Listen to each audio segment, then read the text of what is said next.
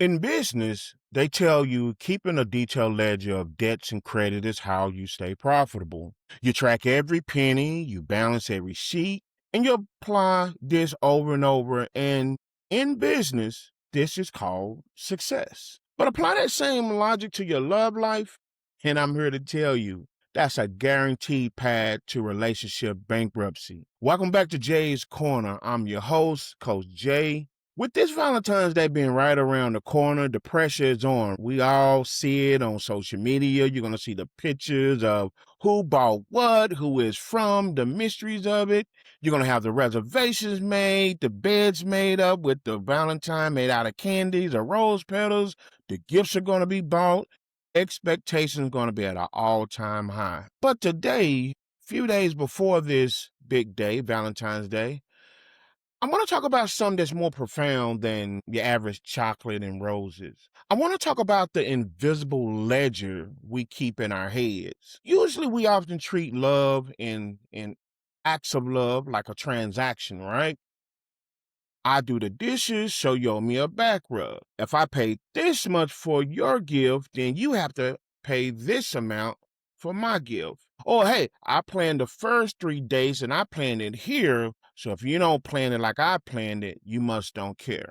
But I'm gonna do it. Few days before Love Day, before Valentine's Day to others, I'm asking you a tricky yet very relevant question. Whether you've been married for 20 years or whether you're just getting back in the dating scene, I feel this question is one that's very important for you to ask yourself of each other. Are you actively loving your partner or are you just auditing them? Today, we're going to burn up the scorecards, we're going to burn up the ledgers, and we're going to identify why the 50-50 mindset is actually a fail. This is your Valentine's Reality Day check. We're going to get back to the mission as we do it here, allies, not adversaries.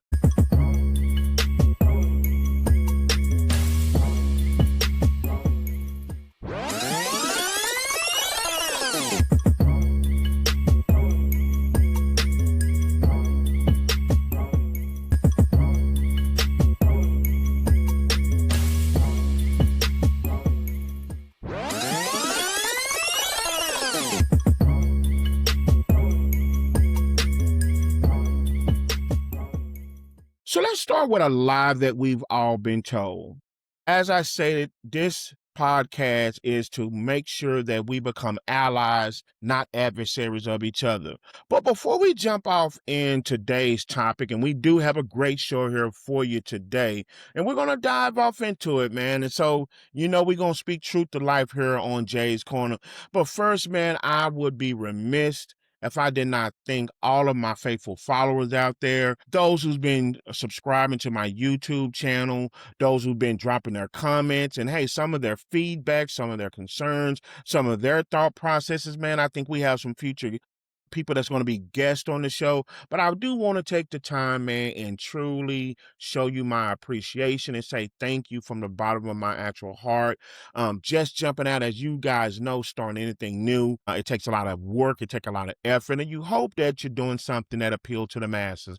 And so for those who help me set records on Spotify, those who watch me on Apple Podcasts, wherever you watch me at, the inboxes, I just want to take the time to say I truly thank you. Keep it going. We're going to continue to build this corner. Even those who've been chiming in for the recipes that I've been cooking and dropping on TikTok. Of course, we want to tie into that health. And so those who've been kind of giving some love on that, I want to thank you guys for that. And so keep it going, keep growing. We're going to build this community one viewer at a time. And so I got to say, I appreciate you on that. So, but let's get back to our topic, right? Valentine's Day, like I said, everything has been said. We got the expectations going and things of that sort.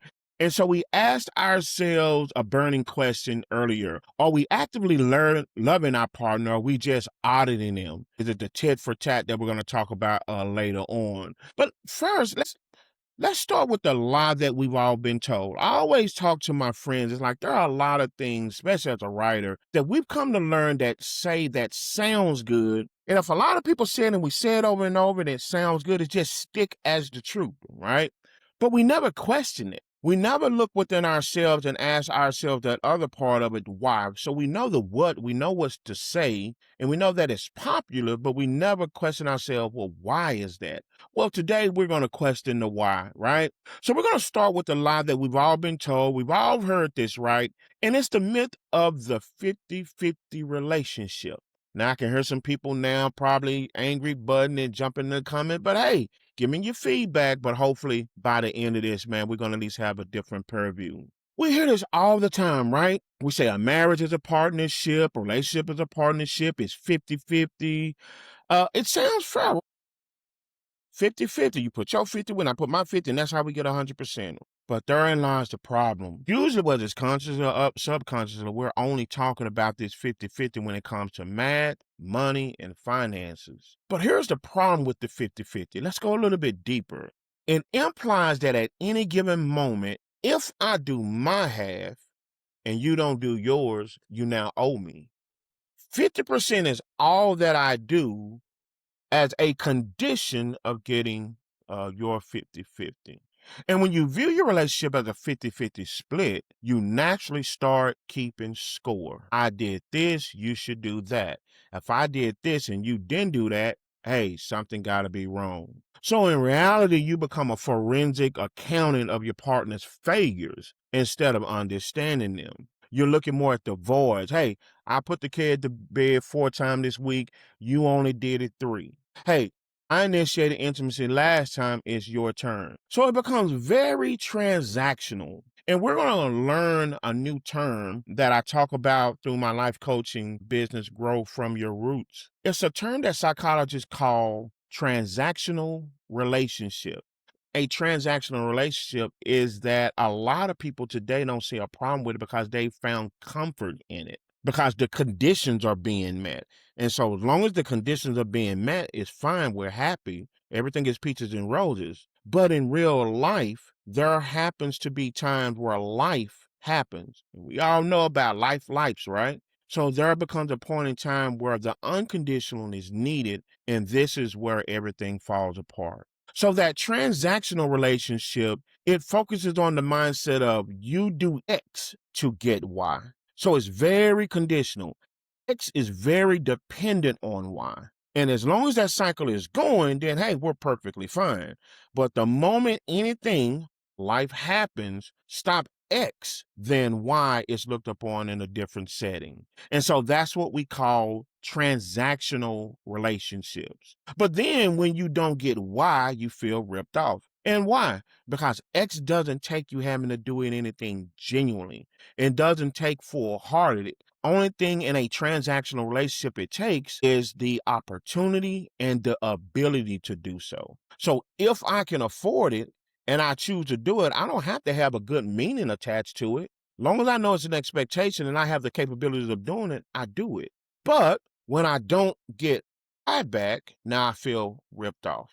I feel like what I did for you, I feel like that exit I did for you is now needed. So I take it back. And what happened, you start looking at your partner not as your lover, but as a debtor who is late on a payment. When you start looking at your lover as a debtor who is late on a payment, the person you love becomes the adversary. You're not waiting for them to mess up just so you can add it to the list of reasons why you are the better partner. That isn't love, folks. That's a lawsuit in business, and in a relationship, that's a potential breakup and divorce that's waiting to happen. So, if 50-50 is the trap, what's the solution? Well, it's the 100-100 reality. Think about this. In a healthy relationship, in an alliance, right? We're talking about an alliance, not just coexisting together. In an alliance, we understand that human beings are not consistent machines. There's never going to be a point in time where I can give you 100% 24/7. It's just not a reality. We're not a machine like that, nor have we been built that way. So again, it's not a man thing, it's not a woman thing. It's just not reality because we're not consistent machines. The reality of it is that there are going to be days when your partner comes home and it's just 20% capacity. Maybe they're grieving, maybe work has crushed them, maybe they're battling their own mental health. There's a number of things that even though we get in a partnership and a relationship together, that we still have to deal with on our own. even if we share that responsibility. And so there could be just some times where at best, your mate can just have that 20%, or you could just have that percentage that's just less than 100%, and that's all you have to give in that moment. Now, if you're an adversary, you look at that 20% and say, hey, where's the other 30%? You owe me. Because keep in mind, the transactional relationship is only focused on the 50%. Your 50%, even if you could do it, is contingent on you getting your first 50% first. So if your mate comes in and only has that 20%, not even knowing what they're going through, the adversarial mindset says, hey, it demands that other 30% before you even do anything to it. But if you're an ally, you look at their 20% and you say, I got you. I'll bring the 80% today. See, the goal isn't to balance the books. Like we talked about within a job, we're trying to balance the book to be profitable. I'm trying to make sure everything is 50-50 to make sure that I still want to be in this relationship. In a healthy relationship where you're allies, the goal is to keep the team afloat. You realize that together you're 100%. And when there are times where you cannot bring your 100% to the table, what you do, you supplement that. There's a concept in game theory called tit for tat. And I think we've all heard of that when we were little. Tit for tat. You do this, I do that. If you did this to me, well, that means I did that to you. So basically, if you hit me, I hit you back. If you help me, I'll help you back. Listen how conditional that is. As we embark upon this day of love, because everyone says they want unconditional love, really think about the gift transaction and all this stuff we're going to see on social media. Is it truly unconditional? Is it only done because we, in today's society, we even know what we're going to get, so therefore I have to match that energy? Or is it really done from the kindness of the heart? See, the problem with that tit for tat is that it works great for survival in the wild. Let's get to it to get through it. If I'm in the wild in an uncontrolled environment, it's life or death. Hey, I'm gonna have to get you before you get me. It's all about me. So that works in that environment. But thankfully, our relationship shouldn't be that type of environment. So therefore, that mindset should not apply. Tit for tat works terribly in a living room. If you want to be an ally, you have to stop waiting for your partner to earn your kindness. That's the very definition of conditional love. You have to give it because that's who you are, simply because it's the right thing to do, and simply because it's needed, not because of what they did. Now, I know what some of you are thinking. Jay, that sounds great, but I can't do everything forever. I got needs too. So when is it appropriate to worry about me? Well, you're right to a certain degree. Understand this, being an ally doesn't mean being a doormat. And I think that's the biggest fear that a lot of people have. Even when people meet each other, there is a sometimes conscious or subconscious fear of doing too much. The problem with that is that if that's who you are now forcing yourself not to be you, which in turn, you're not giving your full self to that person. And so what we're trying to do is avoid being used. And the reality of it is, and this may sound crazy to say, but it's the truth. Everyone gets used to a certain extent. What we want to make sure is that we're not being used in a negative way. There are ways when I want my mate to use me in a positive way. But if I would hold those positive ways out of fear of being used because I'm equating it to the last time I was used the wrong way, then I'm robbing my mate and I'm robbing my relationship of a true moment. So being an ally doesn't mean that you have to be a doormat. What it does mean, it means that communicating your needs without attacking their character. And a lot of times we find ourselves doing this because we have such a great fear of our past and our past mistakes and the past hurt that was put up on us that we start ineffectively communicating or not communicating at all with our mate. And so at that point in time, when we talk about that lack of percentage that they don't have, instead of us understanding that, well, now we attack it. I want to give you a practical tool that you can use tonight. We're talking about communicating your needs because no one wants to feel like a doormat or a pushover, but we're talking about how can we communicate our needs without attacking our mate's characters. And so I want to provide you with a tool that you can use tonight, or even if you have Valentine's Day plans, you could do it then through your festivities. This practical tool is called Check Your Butts. We usually have a habit of negating compliments or apologies with the word but. And to me, that's almost a pet peeve of mine. It's almost like what we call the backhanded compliment, right? Hey man, you cool, but hey man, I like that. But and it's like, well, I was always taught whatever you say before the but after you said but it don't mean as much anymore. Get out of that habit of negating compliments or apologies with the word but. For example, I know you're tired, but the house is a mess. I love you, but you drive me crazy when you do that. When you listen to these expressions right here, the word but acts like an eraser. I love you, but what sticks out in that? You drive me crazy when you do that. Well, that knocks I love you out the way. It just sounds like the prop that what you really feel was set up on. And so now we don't hear I love you. What we're focused on is, but you drive me crazy when you do that. So notice how that but acts like an eraser. It pretty much deletes everything you said before and it puts the other person automatically on the defensive. So what we're going to try to do in this exercise, I call check your butts, we're going to swap the but for the word and. I know you're tired and the house is a mess. How can I tackle this quickly so we can relax? I love you and I struggle when I feel unheard. See the difference there? It doesn't put your mate in a defensive mindset to where it's like now it's round one like a Mortal Kombat. We're getting in a fight or we're getting ready to have this words. The but creates a fighting environment. The but creates a me versus you.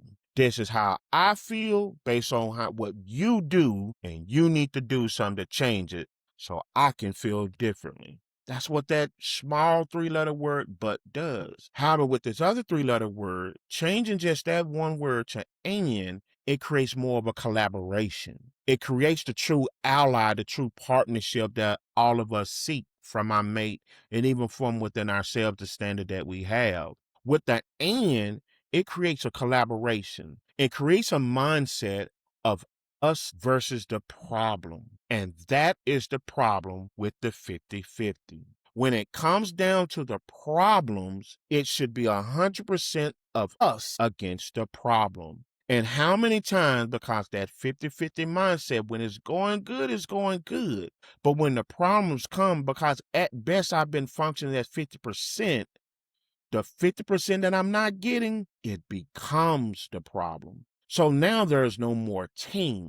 Now it's you versus me, when in reality, the and mindset creates the collaboration where it's 100% us, 100% of this relationship, and the problem is over there. So we're going to see the problem together. We're going to work on the problem together. And more not important, we're going to solve this problem together.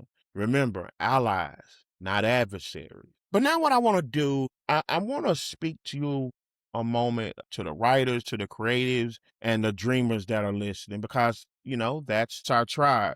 Now, here's the thing about it is, and I tell people this all the time, you don't have to be a writer like myself. Sometimes our ideas allow us to write our thoughts in our minds. So I use that very loosely. You'll find that in my life coaching business, I have analogies always to writing and to tree growing and roots and things of that sort, because our minds are actually set up like that. There are a lot of things that we actually do that affects our way of thinking. So typically in my coaching practice, Grow From Your Roots, we talk a lot about rough drafting, right? How do we put these ideas that formulate our thoughts up on our minds? Think of it like this. When you're writing a book, you don't throw the whole manuscript in the trash just because chapter 3 got messy, right? Chapter 1 is good, chapter 2 is good. Let's just say you got burned out or just something you don't know. You don't throw the whole manuscript away. You don't fire your editor because they found a typo. What you do, you edit, you refine, you keep writing your story. See, relationships are a series of rough drafts. Your partner is going to have a bad chapter. Hell, you're going to have a bad chapter. The scorecard trap, though, tells you to judge the whole book of your relationship, the whole book of your partner based on one bad page. Don't do it. Real growth requires vulnerability. Dropping the scorecard may feel dangerous because you're losing those boundaries that you're protecting yourself, trying not to get hurt again. Because it means you can't use your good deeds as a shield anymore. So drop that scorecard. Although it may feel dangerous, you're not protecting yourself. Don't use good deeds as a shield anymore for whether or not you be a good or a terrible mate. See, you can't say, well, at least I'm better than you. You have to stand in there simply as an ally and say, I'm here. I'm not counting. Let's figure this out. You throw away the scorecard. You throw away taking turns. You throw away that 50-50 mindset. When your mate comes in and you see that they're less than the percentage that you need, you first of all acknowledge that percentage. Remember we talked about earlier, 20%. I had a bad day. Supervisor's getting on my nerves. Maybe I'm going through grief. Something happened to a close friend or a family member. When you see that, don't look at that as an opportunity to exploit. Look at that as an opportunity to stand in the gap. Take away the judgment mindset. Take away the comparison. Drop what you've done, because at that point in time, it's not about what you've done. If you can visually see that your mate is lacking, what better perfect opportunity for you to say that I'm here, I'm not counting. It's not about what I've done. It's about what I'm willing to do in this moment. So let's figure this out. Even if I'm not 100% myself, but the fact that I'm trying and I'm standing unconditionally trying to figure that out until my mate can nurse themselves back until the percentage that's needed to make that relationship to flow 100%. That's the type of foundation that you want to build your relationship on. And so here's your challenge for this week. Whether you're celebrating Valentine's Day or just trying to get through your Friday into your Saturday, catch yourself keeping score. In this day and age where we all on social media and who got what and who got the biggest burn, so a lot of time we have to really dig deep within ourselves. We can be one of them good people that are not such a good person. What do I mean by that? Well, I'm glad you asked. Well, I'm not one of the people that compare. Well, I'm just content with what I have. We know how to say all the right things, but keep in mind, seeing all this stuff over and over, sometimes subconsciously for some of us, can make us backslide in that mindset to where we're comparing and contrasting, to where it's not even about the real present moment and the present feeling. As I said from the onset, we're just showing up with our checklist. Hey, did it cost the amount that I wanted to cost? Hey, did it look elaborate the way the world says it look elaborate? What does the price tag say about it versus what the person who bought it says about it? Hey, what does the name brand say versus the sentiments behind the person who actually did it? Are we in the relationship with the person or the name tags and the prices? So catch yourself and make sure you're not keeping score. And more important, make sure that you're not knocking yourself for not keeping score. If you find yourself in a situation where you know you're doing from your heart, this is the best that you can actually do, and you know in your heart of hearts that this is an act of how you feel about this person, set peace with that. And anyone who cannot understand that, then I would really question, what do we really have? And more important, what are we really building? What are those foundational pieces? Because like I always say, when the getting is good, it's good. When I can afford it, we can do the getaway, corner loft and all that. Well, who wouldn't enjoy that based on those conditions? But when those conditions change and we got to reach in the toolbox of our relationship and we got to deal with something and we're needing something that's unconditional. When we're in a situation where do not pass go, do not collect $200, go straight to jail. Is my mate sitting in jail by themselves and I'm complaining about what he or she did? Or do we provide the alliance mindset, like I said earlier, where if we're going through it, we're together and the problem is over there and we're going to identify this problem. We're going to attack this problem And more important, we're going to work on a solution for this problem together. So catch yourself if you're keeping score. It doesn't make you a bad person. One of the best things you can do is not identify your good traits, but recognize those areas of opportunities. You cannot identify a real solution by identifying a fake problem. And so be honest with yourself. Have the conversation with your mate. Hey, I caught myself looking at the price of the gift before I even thought about the sentiments in which you gave it. Hey, I found myself looking at the Joneses. They was able to do this right here and craft on what it was that you was able to do. Catch yourself scorekeeping. And the next time you feel the urge to say, I did this, so you should do that, stop. Take a breath. Do something kind for your partner without telling them. No problem with you celebrating Valentine's Day, but don't make it so transactional. Don't make it so 50-50. Based on one person's 50, your 50 have to actually match up. Do it 100% based on who you are. Accept your mate for the 100% of who they are, which means within their limitations and also their inabilities. If you already have plans for Valentine's Day, enjoy yourselves, but reevaluate what those plans look like. Not only make sure that you're doing some kind for your partner without telling them just to get the shock and awe and the surprise theatrics, do it from the heart. Let it just come from the mind to the heart. Don't wait for a thank you. Don't wait for a receipt. Don't check a receipt on the gifts that you have the value or measure of what you did. Put the bookkeeping mindset away. This is a relationship. Just be an ally in secret. Do it unconditionally. Don't do it with the condition. And see how it changes the energy in the room. That's all for this episode of Jay's Corner.